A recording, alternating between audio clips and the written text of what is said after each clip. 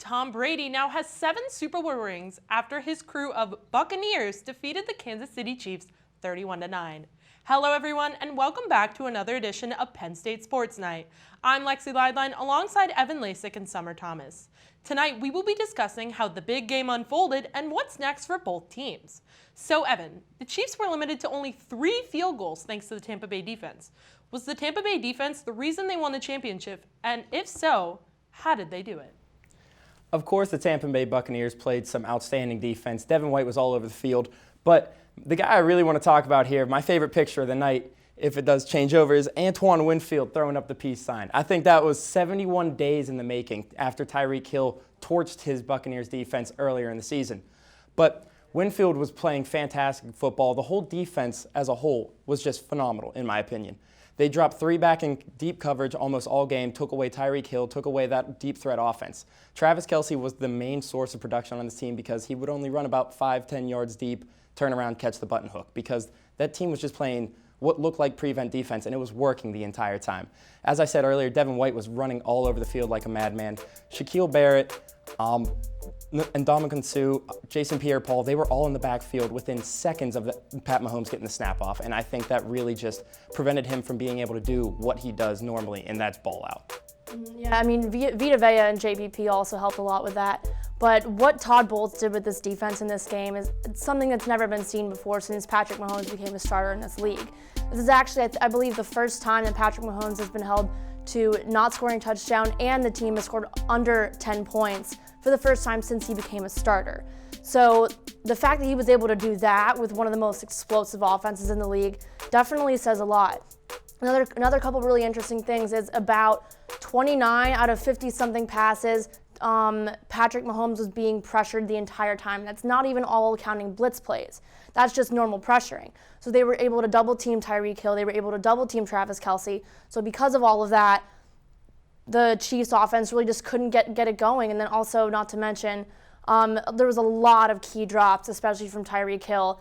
So Todd Bowles really just figured out a way to completely cancel out all the work they've done over the past 2 years, which is absolutely insane, and no other coordinator has been able to do that. So props to him, and props to all the defensive linemen for really winning this game. Yeah, the absence of the run right there, the absence of Mitchell Schwartz on the offensive line, they lost him in the AFC Championship game. I think that really showed against this pressure, and I think he kind of just folded under the pressure there. Yeah, I completely agree.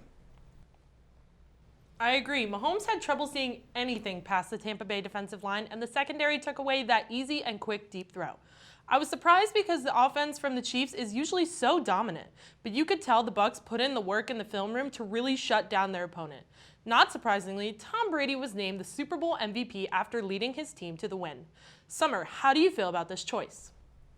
So I have a few mixed feelings about it. I mean, I know most people would say definitely Tom Brady deserved that MVP spot, and I can't necessarily disagree with them.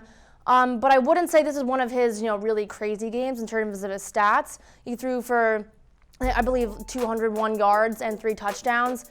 So it's great. It's good. It's not amazing, though. I really think that it would have helped if someone on the defense maybe won that MVP award, but I get why they would give him that award, because this is his 7th ring and because he won a Super Bowl his first season with the team. So I completely understand why he seems like he's a team leader even though he's only been there for 1 year.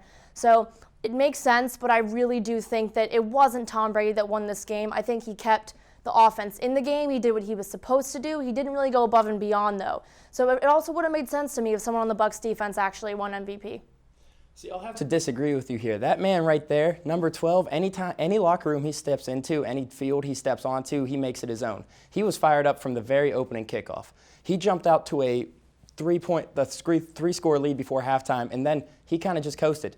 So, yeah, his numbers weren't gaudy, like you said. He only missed 8 passes, but that's all he had to do. He's the best game manager to ever step on the turf. Tom Brady he won MVP for a reason. He came into that locker room, he changed them, and he made them what they were, Super Bowl champions. And I think all props go to him. The defense didn't really have a standout guy. There wasn't a standout guy on offense, but Tom Brady, he really just changed his culture, and I think everything he did, it was Leonard Fournette in the second half. It was Ronald Jones in the second half. But that first half, he was fired up. He led his team out there. He led his team to a giant lead, and I think because of him, they would not have been in that position to ever be ahead like that on the Kansas City Chiefs. Yeah, I mean, you do have a good point. A lot of the free agents they were able to pull in, like Leonard Fournette and Antonio Brown, they came to this team because Tom Brady was on this team. Obviously, the coaching staff is great. Bruce Arians, Todd Bowles, and all the other amazing coordinators they have. Again, great coaches, but he was really the person that seemed to have pulled all the free agents to this team for this season, and look what happened because of that. So I think you're right. He does sort of have a presence of leadership around him, and he has for the past 15, almost 20 years. So I would say that, again, I don't disagree with the choice, but I do think that it also would have made sense if someone else were to get that award, if that makes sense. Yeah, I got you. In my opinion, Tom Brady was going to get this honor no matter what. His passing was near perfect, and he kept his team energetic and in the lead throughout the whole night. Now that the Lombardi Trophy is awarded and the season is ended, Evan, where do these teams go from here? So Tampa Bay has a few re-signs they got to worry about. Chris Godwin is the big one, but in the Super Bowl, he didn't do much. They have 4 receivers. But at 25 years old, he's an explosive receiver that they really want to lock up. I don't think Antonio Brown's going to be coming back. Tom Brady, I don't think he's ever going to call it quits, not after winning a Super Bowl. You heard what he said. His favorite Super Bowl ring is the next one. So he's going to keep going until his play declines. And at 45 years old, I don't think it's declining anytime soon. 43, sorry about that. All right. But yeah, I don't think the Buccaneers really need to worry about much. And I think they're just going to keep going. As long as Brady's at the helm, they're going to be fine. The Chiefs, however, that kind of showed out how bad their team could possibly be at its worst. Andy Reid coached a heck of a game. Pat Mahomes played his heart out, but their offensive line struggled throughout the whole game. Their secondary couldn't cover all the explosive receivers of the Tampa Bay Buccaneers. So I think the thing they need to be looking at here is their offense is locked up. They got players there. Worry about the offensive line. They couldn't really get pressure on Tom Brady in the second half. Their secondary kind of just collapsed. I think they really need to worry about that this offseason to continue to be a dominant team. Yeah, I completely agree. It's really all about the Chiefs making sure that all of those offensive pieces are staying with the team and that they stay a cohesive team.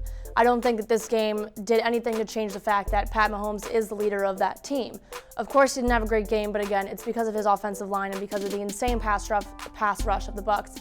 And just to explain how hard he was really trying to avoid a sack. And by the way, there were only 3, and based off of the amount of pressures, it should have been a lot more than 3 sacks. But Pat Mahomes ran 497 yards before throwing a pass throughout the entire game. That's an insane amount of yards that no quarterback should have to run. I think that was some sort of record, but I'm not absolutely sure. All I know is that, like you said, their offensive line needs to be a focal point for this offseason. But as of right now, I mean, offensive weapons, it seems like they're all coming back.